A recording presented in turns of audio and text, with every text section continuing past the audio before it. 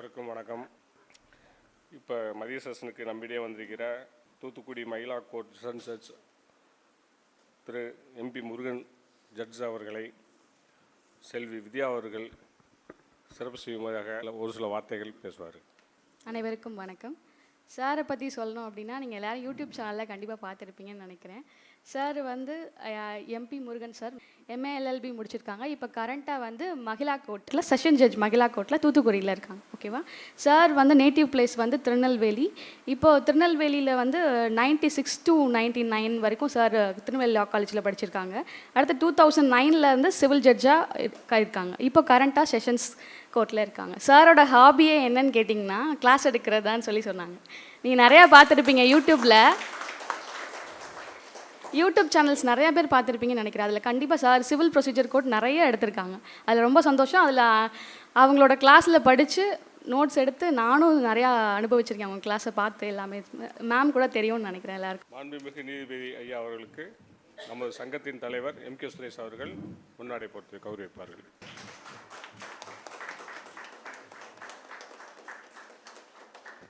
இந்த வாய்ப்பை ஏற்படுத்தி கொடுத்திருக்கிற Madurai bar association president mister Suresh sir அவர்களுக்கு என்னுடைய முதற்கண் நன்றியை தெரிவித்துக் கொள்கிறேன். இன்றைக்கு உங்கள் முன்பு இந்த வகுப்பை எடுப்பதற்கு ஒரு வாய்ப்பு கிடைத்திருக்கிறது அப்படின்னா அது உங்கள் பிரசிடெண்ட்டுக்கு தான் அந்த பெருமை போய் சேரணும். இவ்வளவு தூரம் மதுரைக்கு வரணுமா அப்படின்னு யோசிச்சுட்டு இருந்த சமயத்தில் கண்டிப்பாக வந்தே ஆகணும் அப்படின்னு பல முறை என்னை தொடர்பு கொண்டு இன்று வரவழைத்திருக்கிறார். எனக்கு ஒரு வாய்ப்பு உங்களை எல்லாம் சந்திப்பதற்காக. நான் இப்போ செஷன்ஸ் ஜட்ஜாக இருக்கிறதுனால சிபிசி கிட்டத்தட்ட என்ன ஆயிருக்கும், மறந்து போயிருக்கும். இப்போ உங்கள் பிரசிடெண்ட்டு கூப்பிட்டதன் காரணமாக நான் திருப்பி அந்த சிபிஎஸ்சி எல்லாம் கொஞ்சம் திருப்பி பார்க்குறதுக்கு ஒரு வாய்ப்பு எனக்கு கிடைத்திருக்கு. அந்த வகையில் இன்று பார்ட்டிசிபெண்ட்ஸ் அதிகமாக இருக்கிறவங்க எல்லோரும் கிட்டத்தட்ட ஏபிபி எக்ஸாம் அப்பியர் ஆக போகிறீங்க. அப்படி தானே? யாரெல்லாம் ஏபிபி அப்பியர் ஆக போகிறீங்க? Please raise your hands. இல்லை. சிபிசி மேலே இருக்கக்கூடிய ஆர்வத்தின் காரணமாக வந்திருக்கீங்க. ஒன்று. ரெண்டாவது, நீதிபதி தேர்வு சிவில் ஜட்ஜி எக்ஸாம் எழுதுறதுக்கு ஆர்வமாக இருக்கீங்க. அப்படி எடுத்துக்கலாமா? ப்ராக்டிஸ்க்கும் சிபிசி தேவைப்படுது, அதற்காகவும் தெரிந்து கொள்ள ஆசைப்படுகிறேன் அப்படின்னு நினைக்கிறது யாரெல்லாம்? தேங்க்யூ. நிறைய அரசியல்வாதிகள் பேசுகிற வார்த்தையை நீங்கள் கேள்விப்பட்டிருப்பீங்க. நான் என்ன ஆயுதத்தை எடுக்க வேண்டும் என்பதை என்னுடைய எதிரிகள் தீர்மானிக்கிறார்கள்பாங்க. அதே மாதிரி ஒரு பேச்சாளன் என்ன பேச வேண்டும் என்பதை பார்வையாளர்கள் தீர்மானிக்கிறார்கள், இல்லையா? நான் பாட்டுக்கு வந்து உங்ககிட்ட கைத்தட்டல் வாங்கிறதுக்காக சில விஷயங்களை பேசிட்டு அது உங்களுக்கு பிரயோஜனம் இல்லாமல் போயிடக்கூடாதுங்கிறதுக்காகத்தான் கேட்டேன். ரொம்ப நன்றி. அப்போ சிபிசியை ஆரம்பத்திலேருந்து எடுக்கலாமா, இல்லை ஏதாவது ஒரு சர்டன் போர்ஷன் ஸ்பெசிஃபிக் போர்ஷன் தேவை அப்படின்னு நினச்சிங்கன்னா நீங்கள் சொல்லலாம். ஃப்ரம் த பிகினிங் எக்ஸாமுக்காக ப்ராக்டிக்கலாக எக்ஸாம் பாயிண்ட் ஆஃப் வியூவும் வேணும், ப்ராக்டிஸ் பாயிண்ட் ஆஃப் வியூவும் வேணும். Okay, thank you. சிவில் ப்ரொசீஜர் கோடு 1908 இல்லையா? எந்த ஒரு சட்டமும் கொண்டு வரப்படுவதற்கு ஒரு நோக்கம் அவசியம், இல்லையா? ஒரு தேவை இருக்கணும். அதுவும் மாடர்ன் டேஸில் தேவை இல்லாமல் நாம் எதையும் செய்கிறதில்லை, எதையும் விரும்புறதில்லை. அந்த வகையில் சிபிசி என்ன நோக்கத்துக்காக கொண்டு வரப்பட்டது அப்படின்னு பார்த்தா, அந்த 1908க்கு முன்பாக பல்வேறு சட்டங்கள் உரிமையியல் வழக்கு ஒன்றை நீதிமன்றத்தில் தாக்கல் செய்வது எப்படி, அந்த வழக்கை நீதிமன்றம் கோப்பிற்கு எடுத்துக்கொள்வது எப்படி, கோப்பிற்கு எடுத்துக்கொண்ட ஒரு உரிமையியல் வழக்கை எப்படி தொடர்ந்து நடத்துவது, என்ன முறையை கடைபிடிப்பது, இறுதியாக எந்த வடிவத்தில் முடிவை அறிவிப்பது, இந்த மாதிரி செயல்களுக்கு ஆக்டிவிட்டீஸ்க்கு பல்வேறு சட்டங்கள் இருந்தது. 1908க்கு முன்னாடி பல்வேறு சட்டங்கள் இருந்தது. எல்லாத்தையும் ஒன்றா சேர்த்து ஒரு உரிமையியல் நீதிமன்றம் எப்படி நடக்கணும் அப்படிங்கிறதுக்காக ஒரு consolidated form civil procedure code கொண்டு வந்தாங்க. அது வரைக்கும் இருக்கக்கூடிய பல்வேறு சட்ட தொகுப்புகளை ஒன்றாக சேர்த்து உரிமையியல் நடைமுறை சட்டம் அப்படிங்கிறது கொண்டு வரப்பட்டது. அப்போ அந்த காலத்தின் தேவைக்கு ஏற்ப சில சீர்திருத்தங்களும் அதில் அறிமுகப்படுத்தப்பட்டது. நாடு முழுக்க இருக்கக்கூடிய நீதிமன்றங்களில் ஒரு யூனிஃபார்மிட்டி, ஒரே மாதிரியான நடைமுறை பின்பற்றப்பட வேண்டும் அப்படிங்கிறதும் ஒரு நோக்கமாக இருந்தது. நீதிமன்றத்தை அணுகக்கூடிய லிட்டிகன்ஸ், வழக்காடிகளுக்கு அந்த நடைமுறை எளிய வடிவத்தில் கொடுக்கணும். கோர்ட்டுக்கு வர்ற ப்ரொசீஜரை வந்து அந்த எளிய மக்களும் புரிந்து கொள்ளக்கூடிய வகையில் இருக்கணும் அப்படிங்கிறதுக்காக எளிமைப்படுத்தப்பட்டது. அதே மாதிரி ஒரு வழக்கு விசாரணைக்கு எடுத்து விரைவில் தீர்ப்பு பகரப்பட வேண்டும். அப்படி சொல்லப்படுகிற தீர்ப்பு ஒரு திறன் வாய்ந்த, அந்த பிரச்சனைக்கு நிரந்தரமாக ஒரு முற்றுப்புள்ளி வைக்கிற மாதிரி அந்த நீதிமன்ற நடைமுறைகள் இருக்கணும் அப்படிங்கிறதுக்காகவும் இந்த சிபிசியில் சில விஷயங்கள் வந்து புகுத்தப்பட்டது. அப்புறம் அந்த கோர்ட்டு வந்து வெறுமனே ஒரு தீர்ப்பு கொடுத்தா போதாது, அந்த தீர்ப்புனால் வந்து பாதிக்கப்பட்ட மக்களுக்கு பலன் போய் சேர வேண்டும். அப்போ நீதிமன்றத்தால் வழங்கப்படுகிற தீர்ப்பு நடைமுறைப்படுத்தப்பட வேண்டும், எக்ஸிக்யூஷன். அதுக்கு என்ன ப்ரொசீஜர் ஃபாலோ பண்ணணும் அப்படிங்கிறதையும் அதில் சேர்த்தாங்க. இப்போ சிபிசிங்கிறது 1908 நமக்கு வந்துருச்சு. இந்த சிபிசியை வந்து காலத்தின் தேவைக்கு ஏற்ப சில அமெண்ட்மெண்ட்ஸ் கொண்டு வருவாங்க இல்லையா? எல்லா சட்டத்துலேயும் அமெண்ட்மெண்ட்ஸ் வரும். இப்போ இந்த சிவில் ப்ரொசீஜர் கோடை அமெண்ட்மெண்ட் செய்கிற அத்தாரிட்டி யார் கையில் இருக்குது? இது கேள்வியாக வரலாம். யார் திருத்தலாம்? சென்ட்ரல் கவர்மெண்ட் திருத்தலாமா? ஸ்டேட் கவர்மெண்ட் அமெண்ட்மெண்ட் கொண்டு வரலாமா? இல்லை வேறு யாருக்காவது அத்தாரிட்டிஸ் இருக்கா? இது வந்து CPC is listed under entry 13 of concurrent list. State list, union list, concurrent list அப்படின்னு 3 லிஸ்ட்டு சொல்லுவாங்க, கான்ஸ்டிடியூஷனில் வரும். இந்த சிபிசியை வந்து கன்கரண்ட் லிஸ்ட்டில் வச்சுருக்காங்க. 7th schedule of constitution of India concurrent லிஸ்ட்டில் சிபிசி இருக்குது. கன்கரண்ட் லிஸ்ட்டு அப்படிங்கிறது அந்த லிஸ்ட்டில் என்னென்ன இருக்கோ அதை வந்து அமெண்ட்மெண்ட் செய்கிறதுக்கு அதிகாரம் மத்திய அரசாங்கத்துக்கும் உண்டு, மாநில அரசாங்கத்துக்கும் உண்டு. அப்போ 2 கவர்மெண்ட்டுமே அமெண்ட்மெண்ட்டு கொண்டு வரலாம் சிபிசியில். ஆனால் இந்த சிபிசியில் இன்னொரு முக்கியமான விஷயம், 3வது ஒரு அத்தாரிட்டி இருக்காங்க அமெண்ட்மெண்ட் கொண்டு வர்றதுக்கு. யாருக்காவது ஐடியா இருக்கா? சென்ட்ரல் கவர்மெண்ட் அமெண்ட்மெண்ட் பண்ணலாம், ஹைகோர்ட். Very good, super. ஹைகோர்ட்டுக்கு அதிகாரம் இருக்குது. அது எந்த செக்ஷனுக்கு கீழே சார் வருது? சிபிசியில் தேடி பார்க்கலாமா? செக்ஷன் 122 என்ன சொல்லுதுன்னு பாருங்கள். இப்போ வந்து ஹைகோர்ட்டுக்கு சிவில் ப்ரொசீஜர் கோடை அமெண்ட் பண்ணலாம், அதிகாரம் இருக்குதுன்னு சொன்னோம். ஆனால் எல்லாத்தையும் பண்ண முடியாது. செக்ஷன்ஸை வந்து அவங்க அமெண்ட்மெண்ட் பண்ண முடியாது. செக்ஷன் 1 to 158 இருக்குல்ல, அதில் வந்து நம்மளுடைய மாண்புமிகு உயர் நீதிமன்றம் எந்த ஒரு சீர்திருத்தத்தையும் கொண்டு வர முடியாது. ஃபஸ்ட்டு ஷெட்யூல் அப்படின்னு சொல்லப்படுகிற ஆர்டர்ஸ் அண்ட் ரூல்ஸ் இருக்குது பாருங்கள், அந்த ஆர்டர்ஸ் அண்ட் ரூல்ஸை மட்டும்தான் அவங்க அமெண்ட்மெண்ட்டு செய்ய முடியும். அப்படி அவங்க அமெண்ட்மெண்ட்டு செஞ்சு நோட்டிஃபை நேரடியாக பண்ண முடியுமா ஹைகோர்ட்டு? யார்கிட்ட கேட்கணும்? அவங்க ஸ்டேட் கவர்மெண்ட்டு அப்ரூவல் கொடுக்கணும். ஸ்டேட்மெண்ட்டு அப்ரூவல் கொடுத்த பிறகு தான் அந்த கவர்மெண்ட்டோடைய நோட்டிஃபிகேஷன் வந்து வேலிடிட்டிக்கு வரும். ஆக நாம் பார்த்தது சிபிசி கன்கரண்ட் லிஸ்ட்டில் இருக்குது. அதில் அமெண்ட்மெண்ட் செய்யக்கூடிய அதிகாரம் சென்ட்ரல் கவர்மெண்ட்டுக்கு இருக்குது, ஸ்டேட் கவர்மெண்ட்டுக்கு இருக்குது, அதே மாதிரி மாண்புமிகு ஹைகோர்ட்ஸுக்கு இருக்குது. ஹைகோர்ட்டுக்கு அதிகாரம் இருக்குது அப்படிங்கிறத வந்து செக்ஷன் 122 சிபிசியில் சொல்லியிருக்காங்க. ஹைகோர்ட்டு வந்து செக்ஷன்ஸை அமெண்ட் பண்ண முடியாது, ஆர்டர்ஸ் அண்ட் ரூல்ஸை மட்டும்தான் அமெண்ட் பண்ண முடியும். அப்படி ஹைகோர்ட்டு கொண்டு வரக்கூடிய அமெண்ட்மெண்ட்டை வந்து ஸ்டேட் கவர்மெண்ட்டு அப்ரூவ் பண்ணணும். அப்படி ஸ்டேட் கவர்மெண்ட் அப்ரூவல் கொடுத்த பிறகு தான் அது இம்ப்ளிமெண்ட் ஆகும். இது பார்த்தோம். இப்போ நமக்கு சிபிசி கையில் கிடச்சாச்சு. யார் ஃப்ரேம் பண்ணலான்லாம் பார்த்தாச்சு.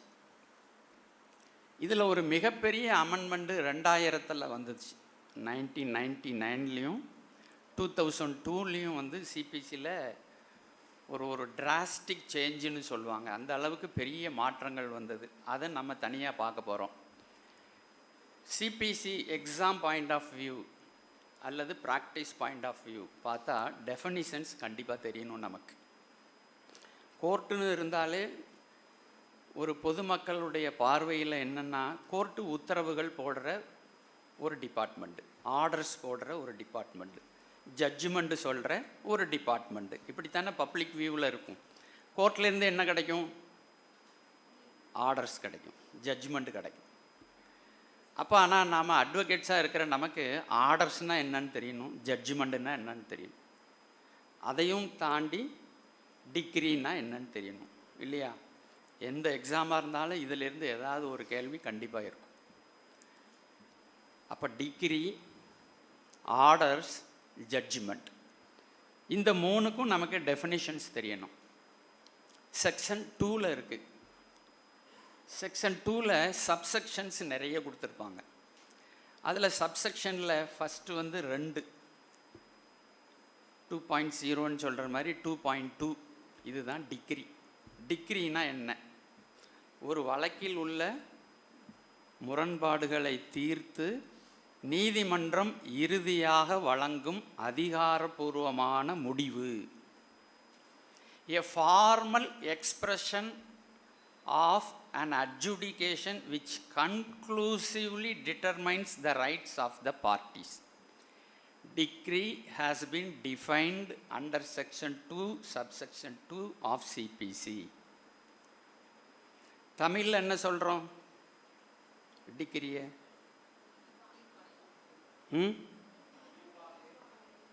திருநெல்வேலியில் வந்து தியேட்டரில் என்ன படம் ஓடுதுன்னு கேட்போம். சென்னையில் வந்து என்ன படம், மதுரையில் ஊருக்கு ஊர் வித்தியாசமாக இருக்கும். அது மாதிரி எங்கள் ஊரில் தீர்ப்பானைன்னு சொல்லுவோம். திருநெல்வேலி, கன்னியாகுமரி. இங்கே என்ன சொல்லுவீங்க? தீர்ப்பு கட்டளை. டிகிரிக்கு தமிழில் என்னது?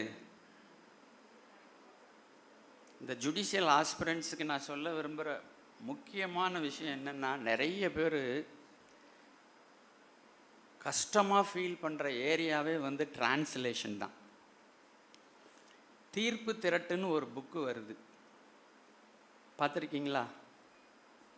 தீர்ப்பு திரட்டு எத்தனை பேர் பார்த்துருக்கீங்க? கையை தூக்குங்க பார்ப்போம்.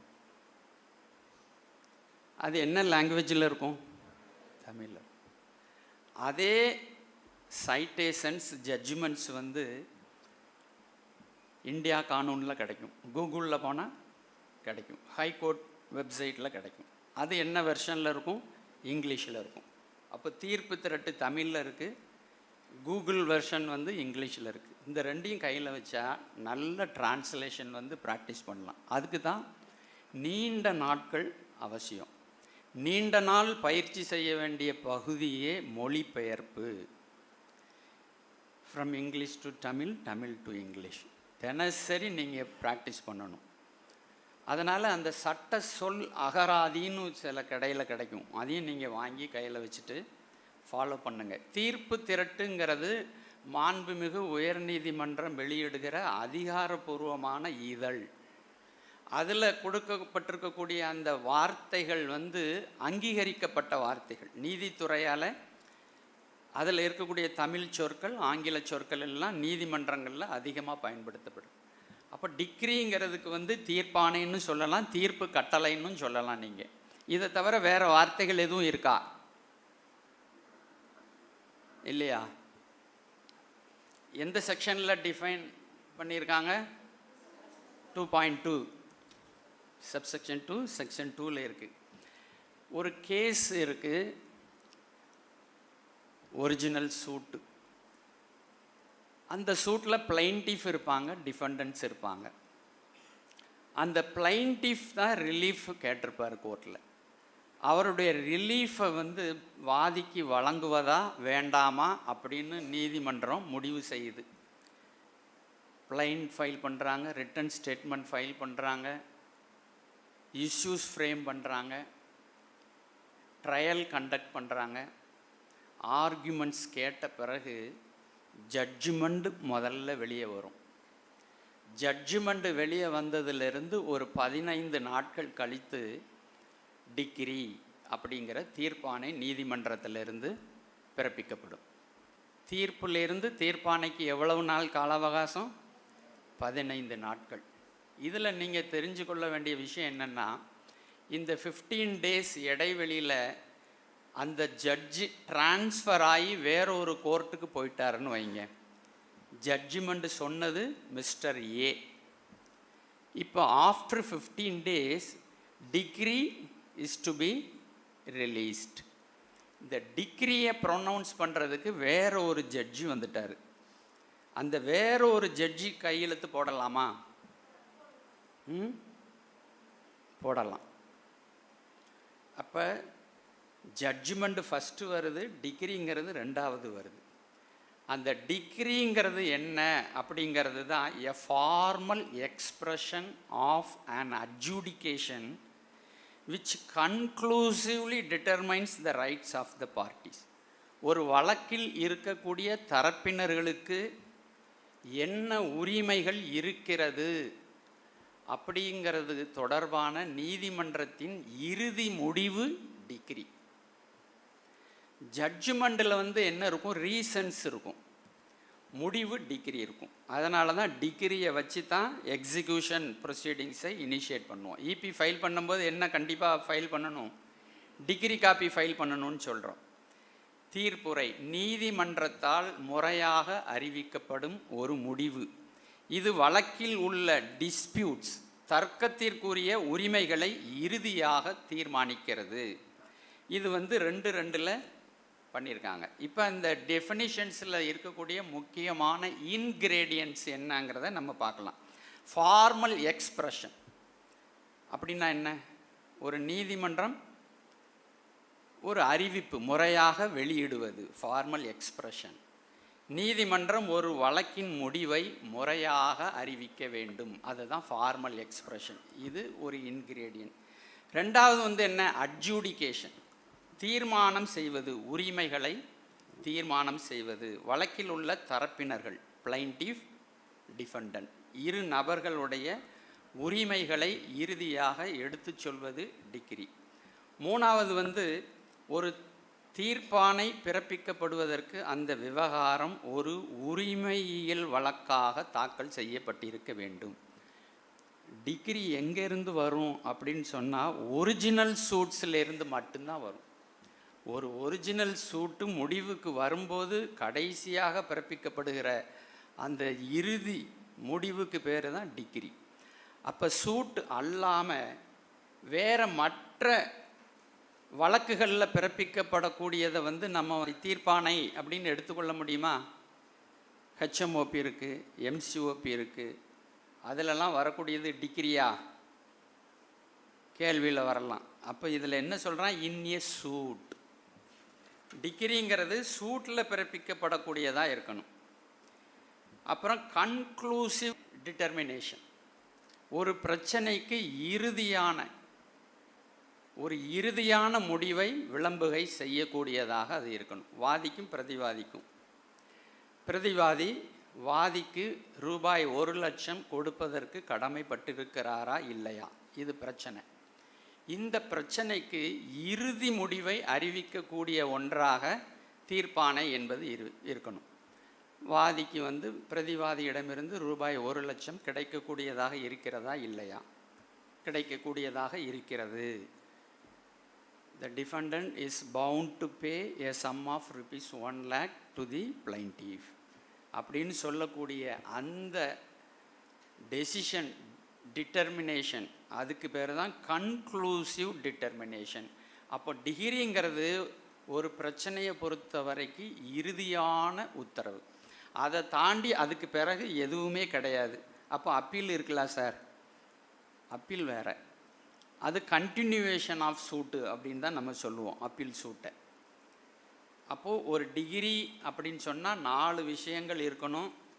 முதல்ல வந்து formal expression of a court, second one adjudication of rights of parties, third one வந்து it must be pronounced in a suit, fourth and final one வந்து conclusive determination of rights of parties. இது இருக்கணும். Degree பார்த்துட்டோம் 2.2.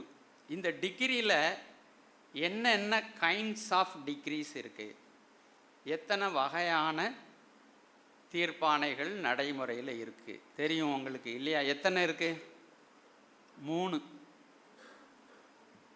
Preliminary degree, final degree, partly preliminary degree, partly final degree, 2 சேர்ந்தது partly preliminary partly final அப்படின்னு சொல்லி 3வது. உங்களுக்கு ஏற்கனவே தெரிஞ்சது ப்ரிலிமினரி ஃபைனல். எது ப்ரிலிமினரி டிகிரி, எது ஃபைனல் டிகிரி, எது பார்ட்லி அப்படிங்கிறது நமக்கு தெரியணும். அட்வொகேட்டாக இருந்தாலும் சரி, எக்ஸாம் எழுத போகிறதா இருந்தாலும் சரி. ப்ரிலிமினரி டிகிரி அப்படிங்கிறது வந்து அந்த டிகிரிக்கு மேலே ஃபர்தர் ப்ரொசீடிங்ஸ் தேவைப்படுது. ப்ரிலிமினரி டிகிரின்னா அந்த டிகிரிக்கு பிறகும் சில further proceedings are to be initiated. Final decree அப்படின்னா அதுக்கு பிறகு எந்த ப்ரொசீடிங்ஸுமே கிடையாது, அதுக்கு ஃபைனாலிட்டி ரீச்டு. அப்போ எந்த மாதிரி டிகிரிக்கு வந்து ஃபர்தர் ப்ரொசீடிங்ஸ் தேவைப்படும்? இப்போ பார்ட்டிஷன் சூட்டு உங்களுக்கு நல்லா தெரியும். 2 டிகிரி வரும், ப்ரிலிமினரி டிகிரி, ஃபைனல் டிகிரி. இப்போ ப்ரிலிமினரி டிகிரியில் என்ன டிசைட் பண்ணுறாங்க? பார்ட்டிஷன்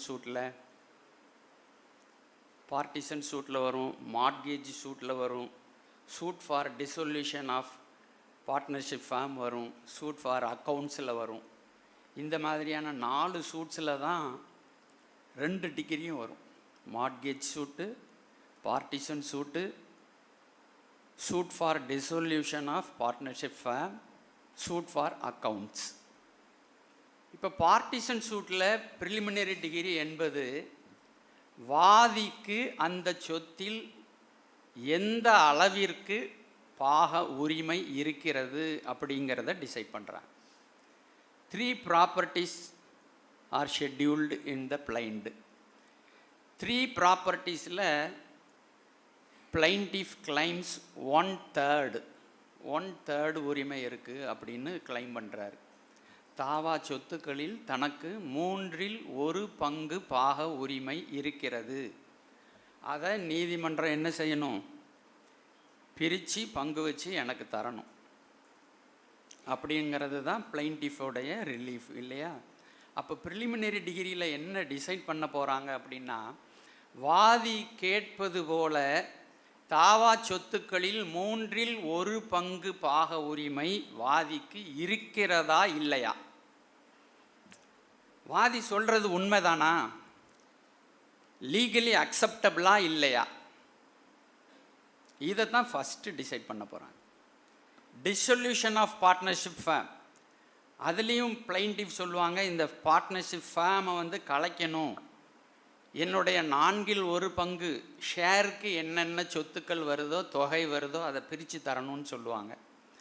மார்ட்கேஜ் டீடில் வந்து அவர் பணத்தை தரணும், அல்லது நான் பணத்தை செலுத்த தயாராக இருக்கேன், கடனாக வாங்கின தொகையை திருப்பி செலுத்த தயாராக இருக்கேன், அந்த கடன் தொகையை வாங்கிக்கிட்டு பிரதிவாதி என் சொத்தை அனுபவிச்சுக்கிட்டு இருக்கிறாரு, அதை மீட்டு தரணும் அப்படின்னு தான் மார்ட்கேஜ் சூட்டில் கேட்பாங்க. இந்த மாதிரி சூட்லெல்லாம் முதல்ல வாதி கேட்குற மாதிரி வாதிக்கு உரிமை இருக்கா இல்லையா அதை மட்டும் டிசைட் பண்ணுறது தான் ப்ரிலிமினரி டிகிரி. இந்த சொத்தில் 1/3 உரிமை இருக்குன்னு முடிவு செஞ்ச பிறகு ஃபர்தர் ப்ரொசீடிங்ஸ் இனிஷியேட் ஆகுது. அதுதான் ஃபைனல் டிகிரி ப்ரொசீடிங்ஸ். முதல்ல தீர்மானிக்கிறது வாதி கேட்கிற அளவுக்கு உரிமை தாவா சொத்துக்களில் அவருக்கு இருக்குதா இல்லையான்னு முடிவு பண்ணுறாங்க. உரிமை இல்லைன்னு முடிவாச்சுன்னு வைங்க, வாட் வில் ஹேப்பன்?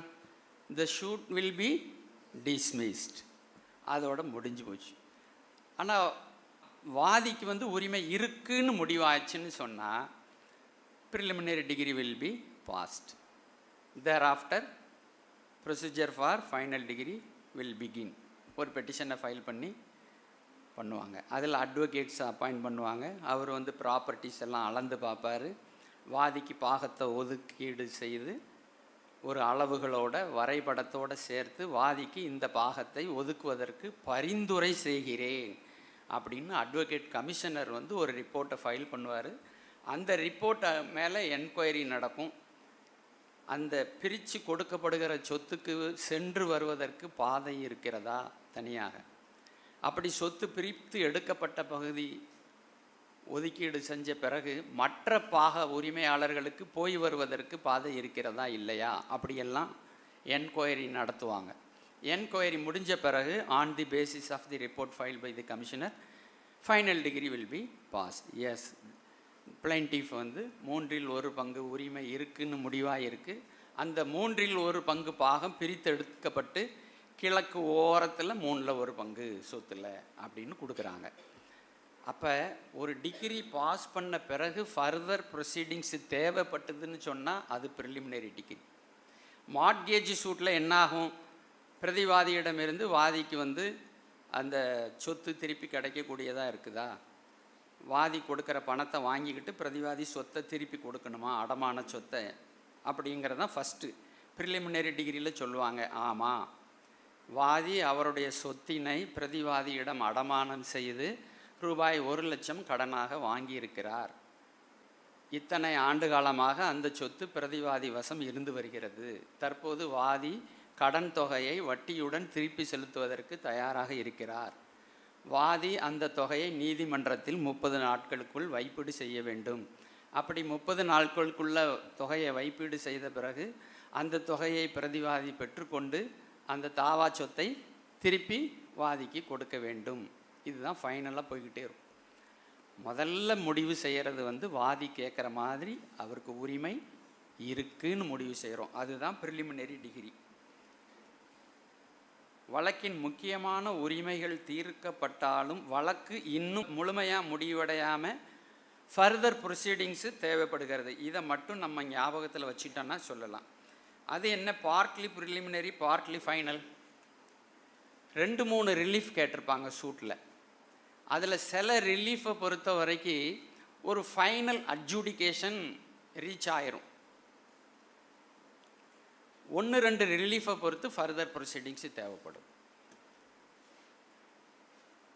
அதுதான் பார்ட்லி ப்ரிலிமினரி, பார்ட்லி ஃபைனல் அப்படின்னு இருக்குது. இந்த ரெண்டுக்கும் என்ன வித்தியாசம்?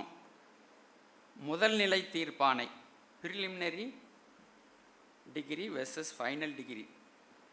எந்தெந்த வழக்குகளில் அதாவது ப்ரிலிமினரி டிகிரி வழங்கப்படலாம்? சொத்து பிரிவினை வழக்குகள், partition suit, dissolution of partnership, foreclosure of mortgage. அந்த மார்ட்கேஜ் சூட் அப்படின்னு நான் சொன்ன பாருங்கள், அது ஃபோர்க்ளோசர் ஆஃப் அடமான சொத்து, பணம் வசூலிக்கும் கணக்கு வழக்குகள், சூட்ஸ் ஃபார் அக்கௌண்ட்ஸ். இதிலெல்லாம் ப்ரிலிமினரி டிகிரி அப்படிங்கிறது வர்றதுக்கு வாய்ப்பு இருக்குது. இது டிகிரி. டிகிரியில் வேறு என்ன சந்தேகம்? டிகிரினா என்ன 2.2ல் டிஃபைன் பண்ணியிருக்காங்க. எது ப்ரிலிமினரி டிகிரி. ஃபைனல் டிகிரியிலேருந்து இதுக்கு என்ன வித்தியாசம் கேட்டால் சொல்லிடலாமா? கோர்ட்லேருந்து வரக்கூடிய அடுத்தால வரக்கூடியது என்னது? ஜட்ஜ்மெண்ட்டு.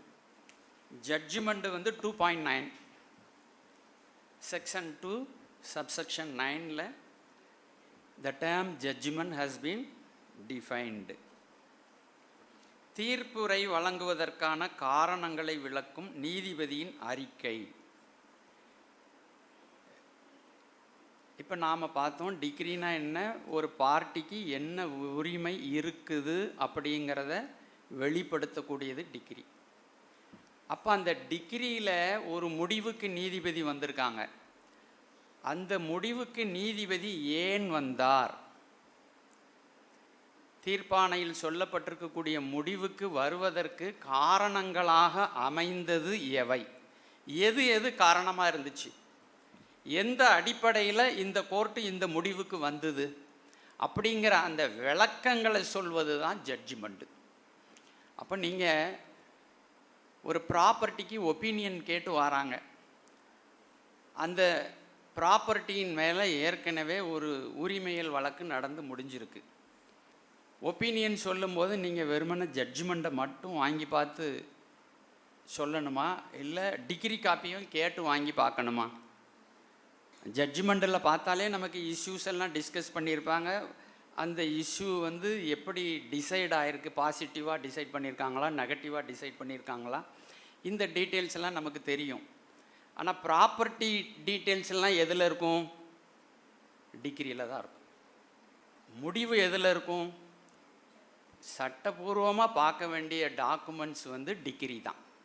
ஜட்ஜ்மெண்ட் இல்லைன்னா கூட பரவாயில்லை, டிகிரியில் வந்து வாதி என்ன பரிகாரங்களை கேட்டு வழக்கு தாக்கல் செய்திருக்கிறார் அப்படிங்கிற டீட்டெயில்ஸ் இருக்கும்.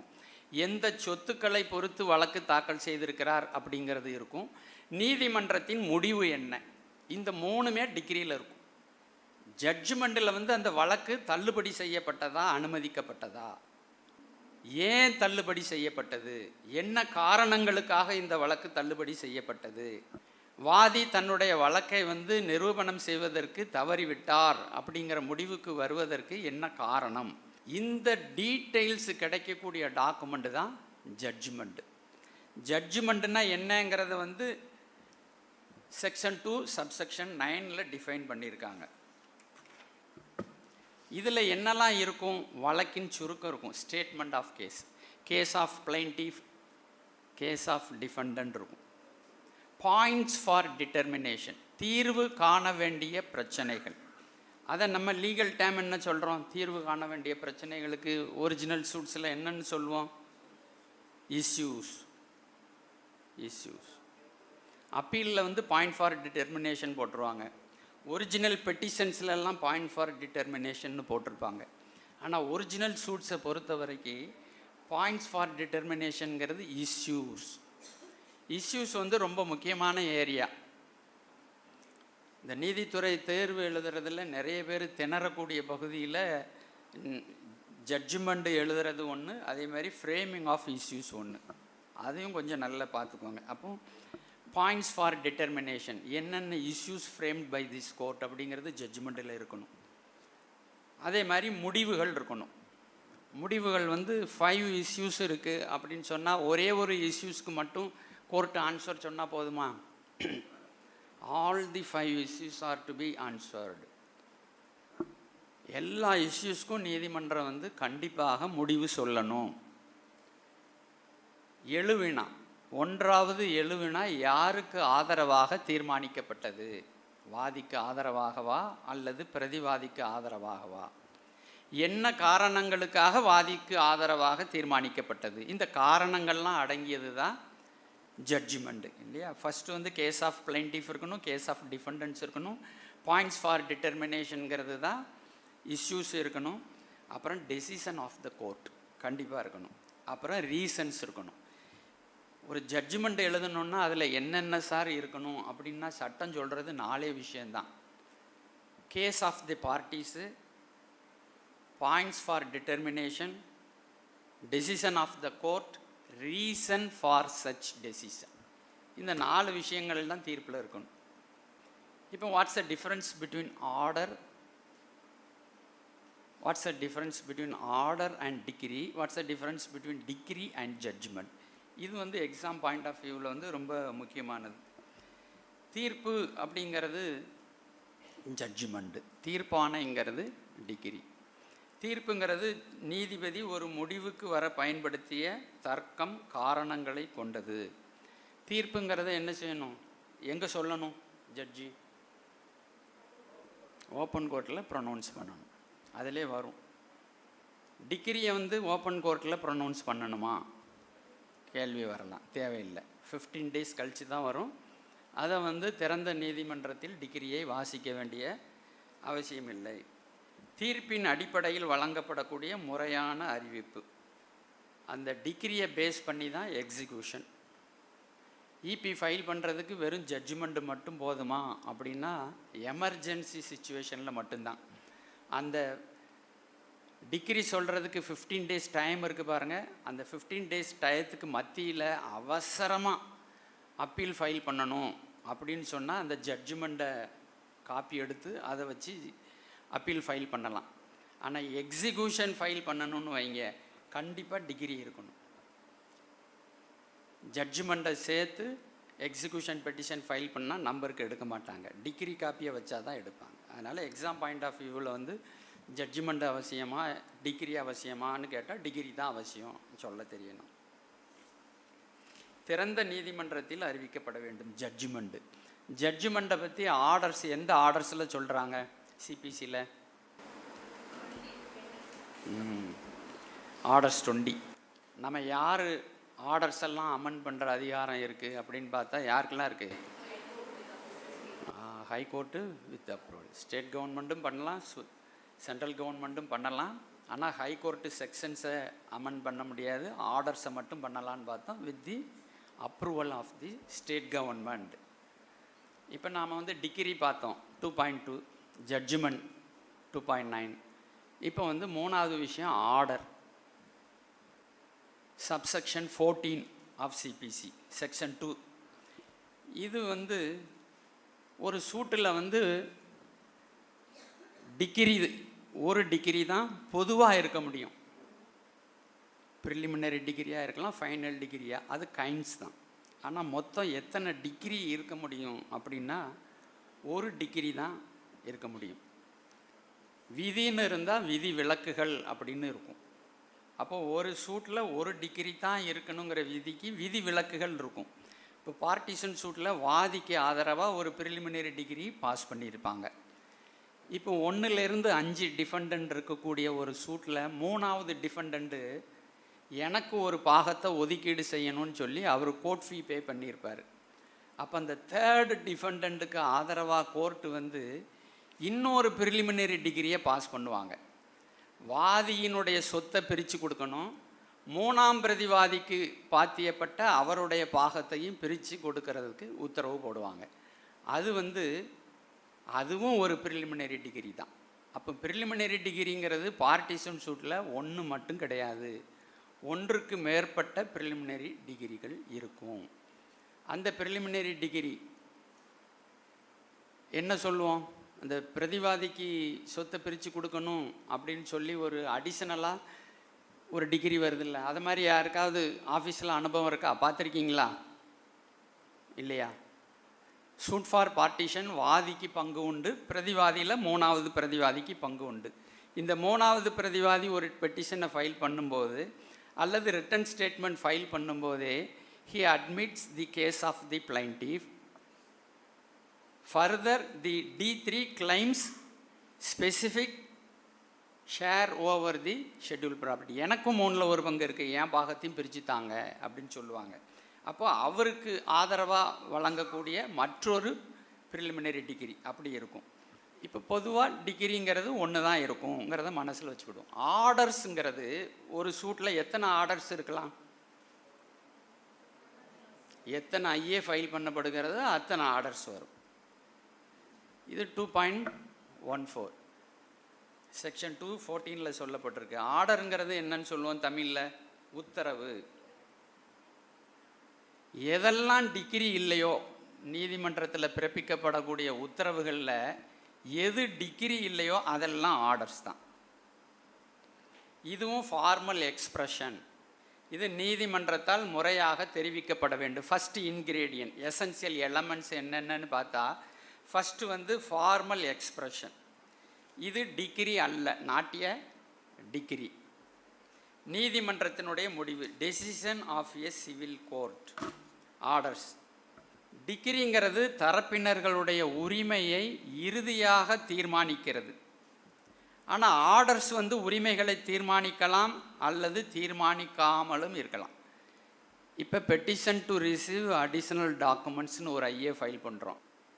இது ஃபைனல் டிட்டர்மினேஷன் ஆஃப் பார்ட்டிஸ் ரைட்டா? வராது. அந்த கேஸை பொறுத்த வரைக்கும் தாவா சொத்தின் மீது வாதிக்கு உரிமை இருக்கிறதா இல்லையாங்கிறது தான் தீர்வு காண வேண்டிய பிரச்சனை. அந்த பிரச்சனைக்கு நீதிமன்றம் சொல்லக்கூடிய உத்தரவுக்கு பேர் டிகிரின்னு வரும்.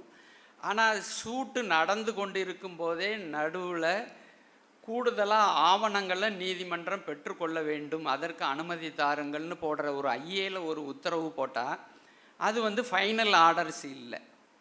அந்த சூட்டில் இருக்கக்கூடிய பிரச்சனையை அது தீர்மானிக்கக்கூடிய உத்தரவு இல்லை. டாக்குமெண்ட்ஸை கூடுதலாக நீதிமன்றத்தில் தாக்கல் செய்வதற்கு உரிமை இருக்கா இல்லையாங்கிற ஒரு ஆன்சிலியரி, ஒரு துணை பரிகாரம் மாதிரி தான், ஒரு சின்ன பரிகாரம், அதோடு அது முடிஞ்சு போகுது. அப்போ ஆர்டர்ஸுங்கிறது வேறு, டிகிரிங்கிறது வேறு. தரப்பினர்களின் உரிமையை இறுதியாக தீர்மானிக்கக்கூடியது டிகிரி. அப்படி உரிமையை தீர்மானிக்கலாம், தீர்மானிக்காமலும் இருக்கலாம் ஆர்டர். ஒரு வழக்கில் பொதுவாக ஒரு டிகிரி இருக்கலாம், ஒன்றுக்கு மேற்பட்ட ஆர்டர்ஸுகள் இருக்கலாம். இப்போ அப்பீலபிள் நேச்சர், டிகிரிக்கு மேலே அப்பீல் வருமா, ஆர்டர்ஸுக்கு மேலே அப்பீல் வருமா? டிகிரிக்கு மேலே அப்பீல் வரும். ஆனால் ஆர்டர்ஸ்க்கு மேலே சில குறிப்பிட்ட ஆர்டர்ஸ்க்கு மேலே அப்பீல் வரலாம், எல்லா ஆர்டர்ஸ்க்கு மேலேயும் அப்பீல் வராது. டிகிரி வந்து ப்ரிலிமினரி டிகிரி, ஃபைனல் டிகிரின்னு உண்டு. ஆனால் ஆர்டர்ஸில் வந்து ப்ரிலிமினரி ஆர்டர், ஃபைனல் ஆர்டர் அப்படின்னு கிளாசிஃபிகேஷன் எதுவும் கிடையாது. இதுதான் த differences between decree and order. 2.2, 2.9, 2.14 இந்த 3 தான் பொதுமக்கள் பார்வையில் கோர்ட்டுனா என்ன, உத்தரவு பிறப்பிக்கக்கூடிய இடம், ஜட்ஜ்மெண்ட்டு சொல்லக்கூடிய இடம்னு சொல்லுவாங்க. அப்போ எது உத்தரவு, எது தீர்ப்பாணை, எது தீர்ப்பு அப்படிங்கிறது நம்ம தெரிஞ்சிருக்கணும். எக்ஸாம்லேயும் இது வந்து கண்டிப்பாக வரும். இதுதான் இந்த டெஃபினிஷன்ஸில் வந்து ரொம்ப முக்கியமாக நாம் தெரிஞ்சிருக்க வேண்டிய விஷயம். இப்போ வந்து ஏபிபி போர்ஷனில் சில முக்கியமான பகுதிகள் என்னன்னு பார்த்தீங்கன்னா, சில டெஃபினிஷன்ஸ். சிபிசிலேயே முக்கியமான பகுதி செக்ஷன் 9 வந்து அதுலேருந்து கொஸ்டின் வராத எக்ஸாமே இருக்காது. Section 9 jurisdiction of a civil court. கோர்ட்டுக்கு என்ன சார் அதிகாரம் இருக்குது? கோர்ட்டில் கேஸை வச்சு தீர்ப்பு சொல்லுவாங்க. இது பொதுவாக நம்ம பேசுகிறது. ஆனால் as an advocate we must know கோர்ட்டுக்கு என்ன அதிகாரம் இருக்குது அப்படின்னா, கேள்வி கேட்குறவன்ட்ட நாம் திருப்பி கேட்போம், நீங்கள் சொல்கிற கோர்ட்டு உரிமையியல் நீதிமன்றமா குற்றவியல் நீதிமன்றமா சார்? ஒரு பிரித்து கேட்போம். இப்போ சிபிசிங்கிறதுனால சிவில் கோர்ட்ஸ். சிவில் கோர்ட்ஸுக்கு என்ன அதிகாரம் இருக்குது? சிவில் கேஸை மட்டும்தானே நடத்தணும். அந்த கோர்ட்டுக்கு கிரிமினல் கேஸை நடத்துறதுக்கு அதிகாரம் இருக்கா? இல்லை. அப்போது ஒரு உரிமையியல் நீதிமன்றம் வந்து எந்த மாதிரியான வழக்குகளை நடத்தலாம், விசாரணைக்கு எடுத்துக்கொள்ளலாம், எந்த மாதிரியான வழக்குகளில் தீர்ப்பு சொல்லலாம் அப்படிங்கிறது தெரியணுன்னா செக்ஷன் 9 போகணும். சிவில் நீதிமன்றங்கள் அனைத்து விதமான சிவில் வழக்குகளையும் விசாரிக்க அதிகாரம் கொண்டவை. கோர்ட்டுக்கு என்ன சார் அதிகாரம்னா, எல்லா சிவில் கேஸையும் விசாரிக்கிறதுக்கு சிவில் கோர்ட்டுக்கு அதிகாரம் உண்டு அப்படின்னு சட்டம் சொல்லுது section 9. Courts to try all civil suits unless barred. Unless barred. பார்னா என்னது? தடுக்கப்பட்ட, சட்டத்தால் தடை செய்யப்பட்ட வழக்குகளை தவிர மற்ற அனைத்து உரிமையியல் வழக்குகளையும் விசாரணை செய்வதற்கு அதிகாரம் கொண்ட நீதிமன்றம் உரிமையியல் நீதிமன்றம்.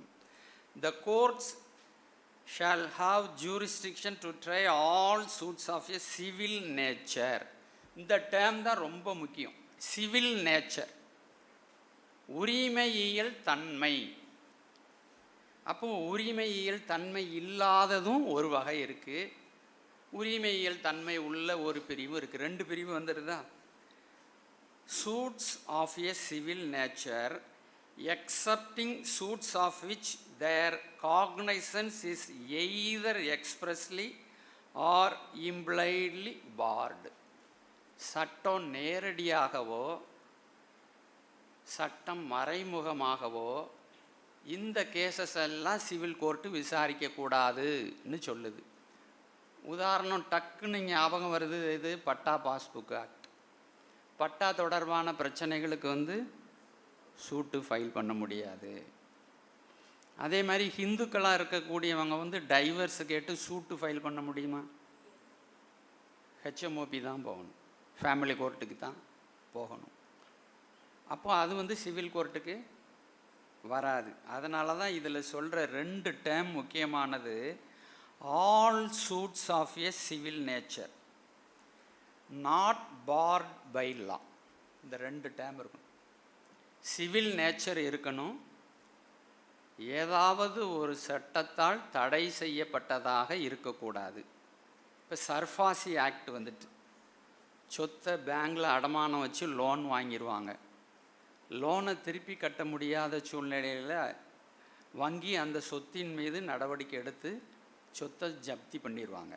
அவங்க கோர்ட்டுக்கே வர வேண்டியதில்லை. SARFAESI act. அப்படி சர்ஃபாசி ஆக்டை அந்த வங்கி வந்து கையில் எடுத்து ப்ரொசீடிங்ஸை ஆரம்பிச்சிட்டாங்கன்னு சொன்னால் அதுக்கு பிறகு சிவில் கோர்ட்டுக்கு ஜூரிஸ்டிக்ஷன் கிடையாது. இந்த சட்டம் என்ன சொல்லுதுன்னா, எதை பார் பண்ணுதுன்னா, டேக்கிங் காக்னைசன்ஸ். நீதிமன்றம் வந்து புலன்கொள்ள இயலாது அப்படின்னு சில சட்டத்தினால தடை செய்யப்பட்டிருக்கும். அப்போ செக்ஷன் 9ல் முக்கியமாக தெரிஞ்சுக்க வேண்டியது, ஒரு உரிமையியல் நீதிமன்றம் அனைத்து உரிமையியல் தன்மையுள்ள வழக்குகளையும் விசாரிக்கலாம். அது ஏதாவது ஒரு சட்டத்தால் தடை செய்யப்பட்டதாக இருக்கக்கூடாது. இந்த 2 விஷயந்தான். இது தெரிஞ்சால் செக்ஷன் 9ல் வந்து நாம் வந்து எந்த மாதிரி கேள்வி கேட்டாலும் பதில் எழுத முடியும். உரிமையில் தன்மையுள்ளதாக இருக்கணும், எந்த சட்டத்தாலும் தடுக்கப்பட்டிருக்கக்கூடாது. இப்போ உரிமையில் தன்மையுள்ள கேசஸ் எதெல்லாம்? ப்ராப்பர்ட்டி டிஸ்பியூட்ஸ், சொத்து தொடர்பான தகராறு, பிரீச் ஆஃப் கான்ட்ராக்ட். நம்ம ஸ்பெசிஃபிக் பெர்ஃபார்மன்ஸ் சூட்ஸ் நிறைய பார்க்குறோம். பிரீச் ஆஃப் கான்ட்ராக்ட், ஒப்பந்த மீறல் தொடர்பான வழக்கு, இது சிவில் தன்மையுடையது. திருமணம் தொடர்பான வழக்குகள், விவாகரத்து மற்றும் தத்தெடுத்தல் தொடர்பான வழக்கு. நம்ம என்ன சொன்னோம்? ஹெச்எம்ஓபிக்கு தான் போகணும்னு சொன்னோம். அதுவும் வந்து என்ன தான், சிவில் நேச்சர் தான். ஆனால் அதற்காக தனியாக ஒரு கோர்ட்டு சட்டம் சொல்லுது. இந்த கோர்ட்டுக்கு தான் அதிகாரம் இருக்குன்னு சொல்லுது. ரைட் டு ஓட், சில கொஸ்டின்ஸ்லேருந்து எடுத்தது இது. ரைட் டு ஓட்டு, தேர்தல் நடக்குது, அந்த தேர்தலில் எனக்கு வாக்களிப்பதற்கு உரிமை இருக்குது. இந்த உரிமை சிவில் நேச்சரா இல்லையா? அது சிவில் நேச்சர் தான். Right to religious office, ceremonies தான் வராது, சடங்குகள், மத சடங்குகள்னால் வராது. ஆனால் ரைட் டு ரிலீஜியஸ் ஆஃபீஸ், மத சடங்குகள் அல்லது பதவிகளுக்கான உரிமை கோருதல். ஒரு ஆஃபீஸ் ட்ரஸ்டிஷிப்னு இருக்கும், அது வந்து உரிமையில் தன்மையுடையது தான். இப்போ எதெல்லாம் வந்து சிவில் நேச்சர் இல்லாத தன்மையுடையது அப்படின்னு பார்த்தா, பியூர்லி சோசியல் கொஸ்டின்ஸ், சமூக பழக்க வழக்கங்கள் தொடர்பான கேள்விகள். கணவர் இறந்த பிறகு மனைவி மொட்டை அடித்து கொள்ள வேண்டும், இது உரிமையில் தன்மையுடையதா? கிடையாது. இது ஏதோ ஒரு சமூகத்தில் இருக்கக்கூடிய பின்பற்றக்கூடிய ஒரு நடைமுறை. இதை வந்து கோர்ட்டில் ஒரு கேஸை போட்டு, எங்கள் தெருவில் ஒரு பெண் இருக்கிறா, ஹஸ்பண்டு இறந்த பிறகும் மொட்டை அடிக்கலை, ஹஸ்பண்டு இறந்த பிறகும் வெள்ளை சேலை உடுத்தலை, கலர் சேலை உடுத்திக்கிட்டே அலைகிறா, அதை தடுக்கணும் அப்படின்னு கேஸ் ஃபைல் பண்ண முடியுமா? Purely social questions. அது purely religious rights and ceremonies, மத கோட்பாடுகள் தொடர்பான தனிப்பட்ட பிரச்சனைகள், அது வந்து சிவில் கோர்ட்டுக்கு வராது. ஜாதி தொடர்பான பிரச்சனை கோர்ட்டுக்கு வராது. இந்த மாதிரி தான் எக்ஸாமில் வந்து கேள்வி இருக்கும்.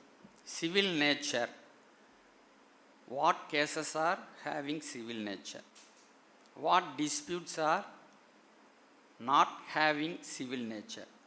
இதை தான் நம்ம தெரிஞ்சிருக்கணும். துலாபாய் வெர்சஸ் ஸ்டேட் ஆஃப் மத்திய பிரதேஷ், துலாம்னு சொல்கிறோம்ல, துலாபாய் வெர்சஸ் ஸ்டேட் ஆஃப் மத்திய பிரதேஷ்.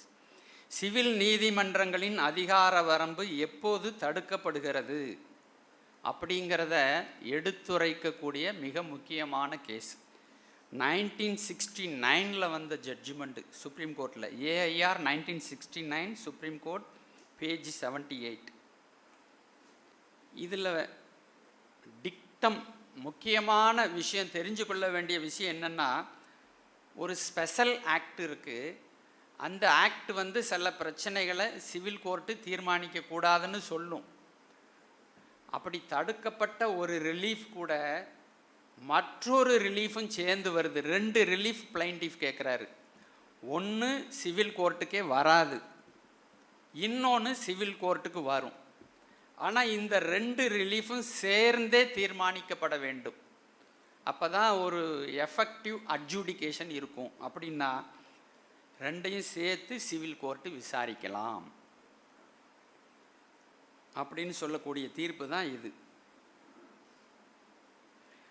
என்ன சொல்கிறாங்க? அடிப்படை சட்ட விதிகள் மீறப்படும் போது சிவில் நீதிமன்றம் தலையிடலாம். ப்ரொசீஜரல் இர்ரெகுலாரிட்டிஸ் இருக்குது. இப்போ ஒரு ப்ராப்பர்ட்டி டேக்ஸ் ஃபிக்ஸ் பண்ணுறது, அந்த ப்ராப்பர்ட்டி டேக்ஸ் ஃபிக்ஸ் பண்ணால் அது தொடர்பான பிரச்சனைகளுக்கு நாம் எங்கே போகணும்? டாக்ஸேஷன் அப்பல்லட் ட்ரிபியூனலுக்கு போகணும். அந்த கார்ப்பரேஷன்லேருந்து டாக்ஸ் ஃபிக்ஸ் பண்ணி நோட்டிஃபை பண்ணும்போதே கீழே ஒரு லைன் வரும். If you have any objection you can prefer appeal before taxation appellate tribunal. Madurai மாநகராட்சி வளாகத்துக்குள்ளே இருக்கக்கூடிய அந்த தீர்ப்பாயத்தில் நீங்கள் மேல்முறையீடு செய்யலாம்னு சொல்லியிருக்கோம். அப்போ அந்த விஷயத்தை வந்து நீங்கள் வந்து சிவில் கோர்ட்டில் வந்து பிரச்சனையை கொண்டு வர முடியாது, டாக்ஸேஷன் அப்பல்லட் ட்ரிபியூனலுக்கு தான் போகணும். ஆனால் அதையே நிறைய அட்வொகேட்டு நம்ம ஒரு ப்ளீடிங்ஸை தயார் பண்ணி சிவில் கோர்ட்டுக்குள்ளே கொண்டு வந்துடுவோம். சிவில் கோர்ட்டும் கேஸை எடுத்து நடத்தி ஜட்ஜ்மெண்ட் வரைக்கும் வந்துடும். அது எப்படி அப்படின்னா, அந்த டேக்ஸை ஃபிக்ஸ் பண்ணுறதுக்கு சில ப்ரொசீஜர் இருக்குது. எந்த அடிப்படையில் ஒரு கட்டிடத்திற்கு டேக்ஸ் ஃபிக்ஸ் பண்ணணும் அப்படின்னு ஒரு ப்ரொசீஜர் இருக்குது. அந்த ப்ரொசீஜரை கார்ப்பரேஷன் ஃபாலோ பண்ணலைன்னு வைங்க, அந்த ப்ரொசீஜரை ஃபாலோ பண்ணலைன்னா அது ப்ரொசீஜரல் வயலேஷன். அதை சேலஞ்ச் பண்ணி நம்ம சிவில் கோர்ட்டில் கேஸை ஃபைல் பண்ணலாம். கார்ப்பரேஷன் நோட்டிஃபை பண்ணுறாங்க இல்லையா, உங்களுடைய கட்டிடத்திற்கு நீங்கள் 1000 ரூபா இது வரைக்கும் கட்டிகிட்டு இருந்தீங்க, இப்போ 15,000 ரூபாயை ஃபிக்ஸ் பண்ணியிருக்கோம். அப்பா 14,000 அதிகமாகி போச்சு. இந்த வரி அதிகமாக இருக்குது அப்படின்னு சொன்னால் நீங்கள் தீர்ப்பாயத்துக்கு தான் போகணும். ஆனால் நம்ம என்ன கிரவுண்ட்ஸை கையில் எடுக்கிறோம்? 1000 ரூபாயா இருந்ததை 15,000 ரூபாயா நீங்கள் தீர்மானம் செய்த போது சட்டம் வகுத்திருக்கிற நடைமுறைகளை நீங்கள் கடைபிடிக்கலை. அப்போ ப்ரொசீஜரல் ஃப்ளாஸ் இருக்குது, வயலேஷன் இருக்குது. அதை வந்து சிவில் கோர்ட்டில் தீர்மானிக்கலாம். அடுத்தால இன்னொரு கேஸ் வந்து பிஎம்ஏ மெட்ரோபாலிட்டன், பிஎம்ஏ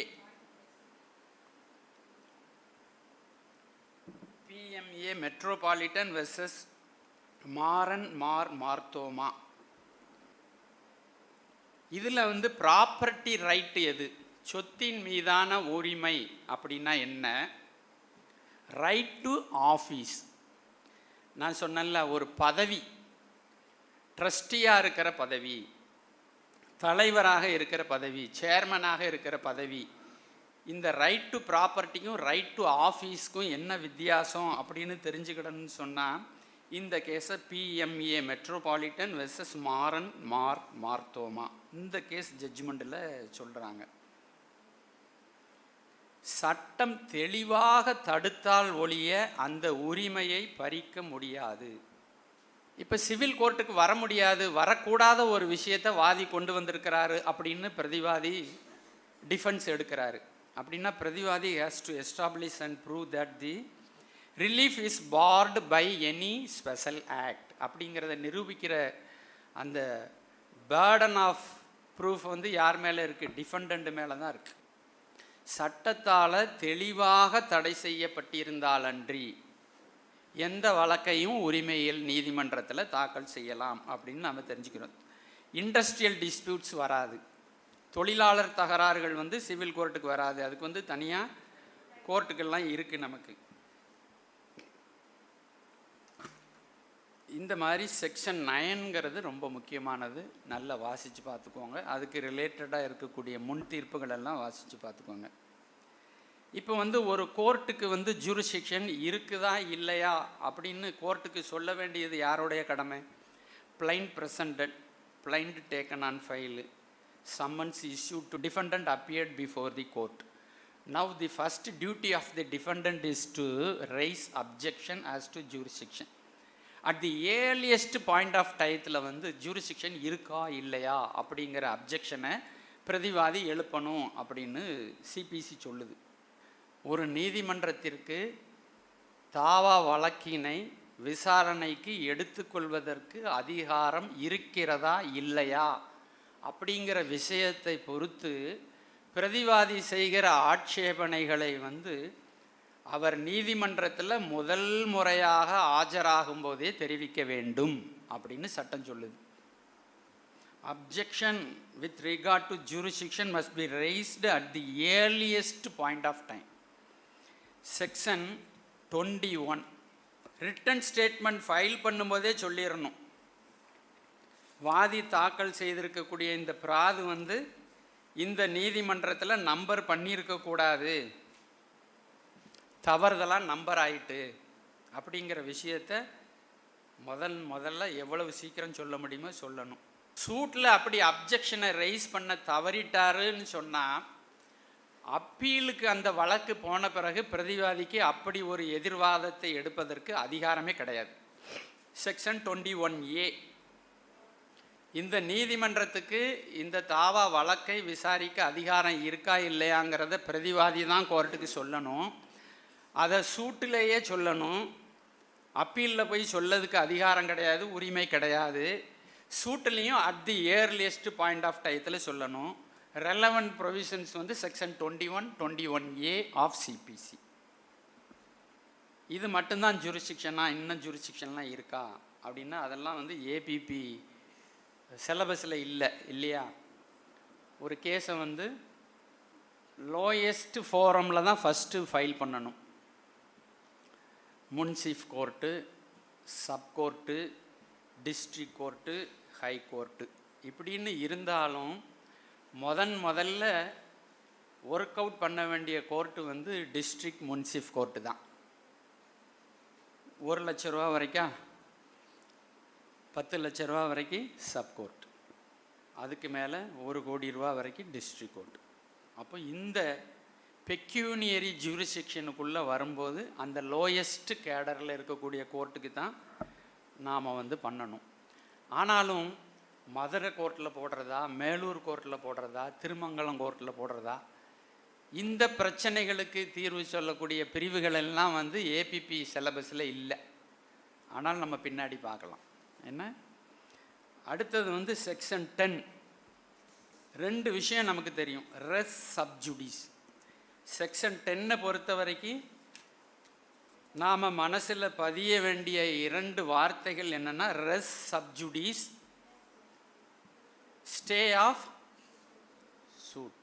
அந்த சூட்டுங்கிறத ஃபர்தராக கிளாஸிஃபை பண்ணுறாங்க, சப்சிக்வெண்ட் சூட். நம்ம படிக்கும்போதே சேர்த்து படிச்சிடணும். ஸ்டே ஆஃப் சப்சிக்வெண்ட் சூட் அப்படின்னா ஒரு கேள்விக்கு பதில் நம்ம படிக்கிறதுல இருக்குது.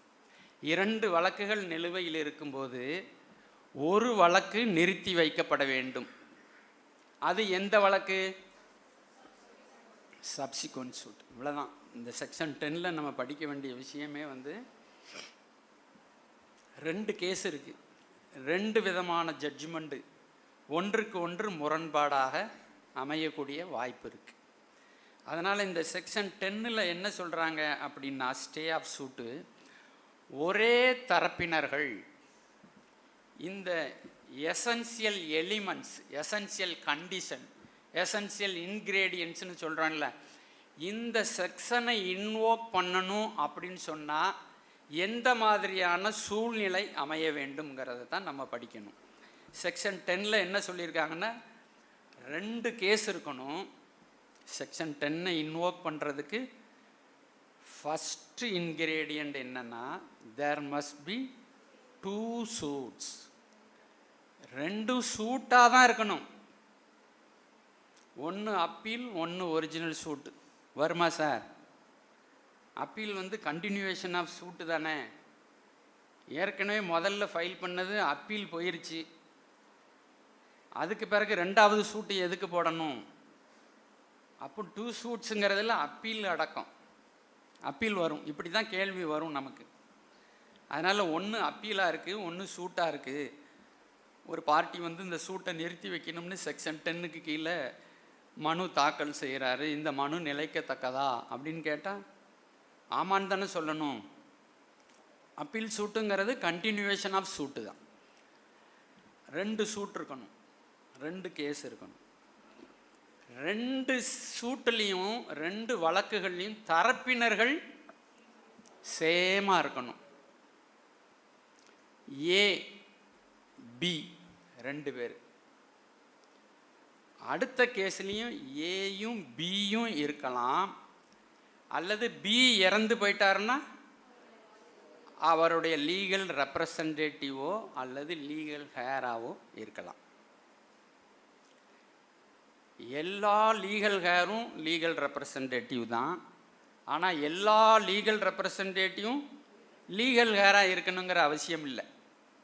அதனால தான் எல்ஆர்ஸ் அப்ளிகேஷன், எல்ஆர் இப்படி தான் நம்ம கோர்ட்டு வளாகத்தில் பேசுவோம் இல்லையா, லீகல் ரெப்ரசன்டேட்டிவ்.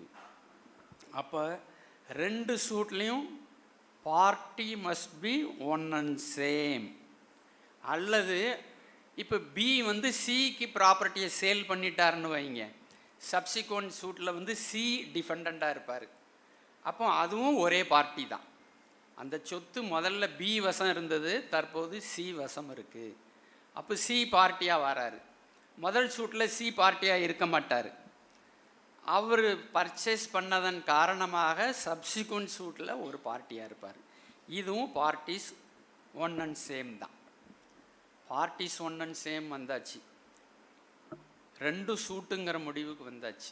ஆனால் 2 கேஸ்லேயும் வெவ்வேறு காஸ் ஆஃப் ஆக்ஷன், வெவ்வேறு ரிலீஃப் இருந்ததுன்னா செக்ஷன் 10 இன்வோக் பண்ண முடியாது. அப்போ என்ன செய்யணும்?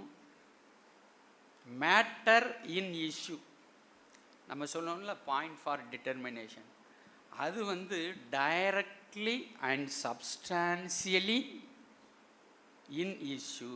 2 கேஸ்லேயும் ஒரே மாதிரியான பிரச்சனை இருக்கணும். வெவ்வேறு பிரச்சனை, வெவ்வேறு காஸ் ஆஃப் ஆக்ஷன்னா அது இன்வோக் ஆகாது. 2 வழக்குகளிலும் உள்ள முக்கிய பிரச்சனைகள் நேரடியாகவும் கணிசமாகவும் ஒன்றாக இருக்க வேண்டும் அப்படின்னு சொன்னால் தான் செக்ஷன் 10 இன்வோக் பண்ண முடியும். இப்போ 4வது கண்டிஷன் என்னென்னா, முன்னதாக தாக்கல் செய்யப்பட்ட வழக்கு ஏதேனும் ஒரு தகுதியுள்ள நீதிமன்றத்தில் நிலுவையில் இருக்க வேண்டும். அந்த ஏர்லியர் சூட்டு must be bending before A competent court. தகுதி இல்லாத ஒரு கோர்ட்டில் போட்டிருந்தாங்கன்னு சொன்னால் அது நிலுவையில் இருந்தாலும் கவலை கிடையாது. முந்தைய வழக்கு தகுதி வாய்ந்த ஒரு நீதிமன்றத்தில் நிலுவையில் இருக்கும்போது மட்டும்தான் பின்னர் தாக்கல் செய்யப்பட்ட வழக்கை நிறுத்தி வைப்பதற்கு கோரலாம். Prior suit must be pending. இந்த ஒரே ஒரு வித்தியாசத்தை அடிப்படையாக வச்சு தான் செக்ஷன் 11 வரும், ரெஸ் ஜூடிகேட்டா. 10க்கும் 11க்கும் என்ன வித்தியாசம்னு சொன்னால், செக்ஷன் 10 பொறுத்த வரைக்கும் 2 சூட்டும் பெண்டிங்காக இருக்கணும். செக்ஷன் 11 பொறுத்த வரைக்கும் முந்தைய வழக்கு முடிஞ்சு போயிருக்கணும். அது ரெஸ் ஜூடிகேட்டா. இந்த ஒரு வித்தியாசத்தை தவிர மற்ற எல்லா கண்டிஷன்ஸும் 2 கேஸுக்கும் 2 செக்ஷனுக்கும் பொருந்தக்கூடியதாக இருக்கும். ஏன் சார் இப்படி அப்படின்னா, கோர்ட்டோடைய டைம் வீணடிக்கப்படுவது தவிர்க்கப்பட வேண்டும். தரப்பினர்கள் பணத்தை நிறைய செலவழிக்கிறாங்க, அது நிறுத்தப்பட வேண்டும். 2 ஒரே மாதிரியான வழக்குகளில் வெவ்வேறு வகையான தீர்ப்புகள் வருவது தவிர்க்கப்பட வேண்டும். இந்த 3 காரணம்தான். கோர்ட்டோடைய டைம் வந்து சுட் பி சேவ்டு, பணம் செலவாவது தடுக்கப்பட வேண்டும், டிஃப்ரெண்ட் ஜட்ஜ்மெண்ட்ஸ் வருவது தவிர்க்கப்பட வேண்டும். இந்த காரணங்களுக்காகத்தான் செக்ஷன் 10 வந்துச்சு. செக்ஷன் 11 ஏன் வந்ததுன்னா, இந்த 3 காரணமும் உண்டு. ஒரு கேஸுக்கு ஒரு முடிவுன்னு ஒன்று இருக்கணும். முதல்ல ஒரு கேஸ் ஃபைல் பண்ணி வாதி தோல்வி அடைஞ்சார், தோற்று போயிட்டார்.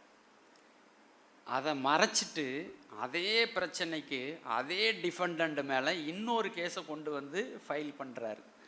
அப்போ என்ன ஆகுது? பிரதிவாதிக்கு ஏற்கனவே அவர் கோர்ட்டில் போராடி ஒரு முடிவுக்கு அந்த பிரச்சனை வந்தாச்சு, திரும்பவும் அதே பிரச்சனைக்காக இவர் போர்க்களத்தில் இறங்க வேண்டிய சூழ்நிலை வருது. அதுக்கு தான் ரெஸ் ஜூடிகேட்டாங்கிற பிரின்சிபலை கொண்டு வந்து எந்த ஒரு பிரச்சனைக்கும் வழக்கு தாக்கல் செய்வதுங்கிறது ஒரு நிலையில் முடிவுக்கு வர வேண்டும். ஒரு தகுதி வாய்ந்த ஒரு நீதிமன்றம் ஒரு பிரச்சனையை பொறுத்து ஒரு தீர்வு சொல்லிவிட்டது என்று சொன்னால் அந்த வழக்குக்கு அதோட முடிவு ஏற்பட்டது, அவ்வளோதான், முடிஞ்சு போச்சு. அதில் ஏதாவது கிரீவன்ஸ் இருந்ததுன்னு சொன்னால் the party so aggrieved is to prefer appeal before appellate authority. Appeal can be preferred. Subsequent suit is barred. That is res judicata. அவ்வளோதான்.